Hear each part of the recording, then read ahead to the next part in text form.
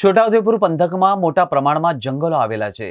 જેનું રક્ષણ થાય અને જંગલોને નુકસાન ન થાય, સાથે સાથે લોકોમાં જાગૃતતા આવે એ માટે છોટાઉદેપુર વન વિભાગ દ્વારા દવ નિયંત્રણ શિબિરનું નાયબ વન સંરક્ષણ વીએમ દેસાઈના અધ્યક્ષસ્થાને આયોજન કરવામાં આવ્યું હતું।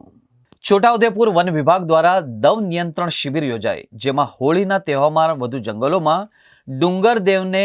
નવડાવવાની બાધા પૂરી કરવા માટે ઘણા દવ લગાવતા હોય છે।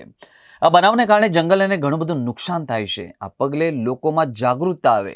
અને વન સંરક્ષણ માટે સૌ સહભાગી બને એ માટે કેવડી ટુરિઝમ ખાતે દવ નિયંત્રણ શિબિરનું આયોજન કરવામાં આવ્યું હતું,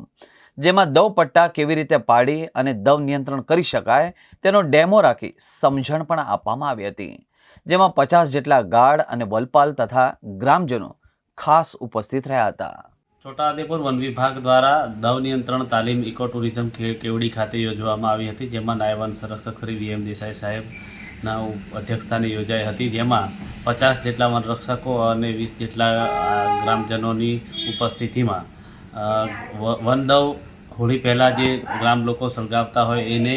કાળજી રાખવા માટે અને એને નિયંત્રણ કેવી રીતે કરી શકાય તેનો ડેમો રાખી અને સમજ આપવામાં આવી હતી। વધુમાં વધુ લોકો આ હોળીના તહેવારમાં જંગલોમાં જે દવ લગાડે છે એ ના લાગે અને આપણી કુદરતી સંપત્તિમાં જે મોટું નુકસાન થાય છે એ ટાળવા માટે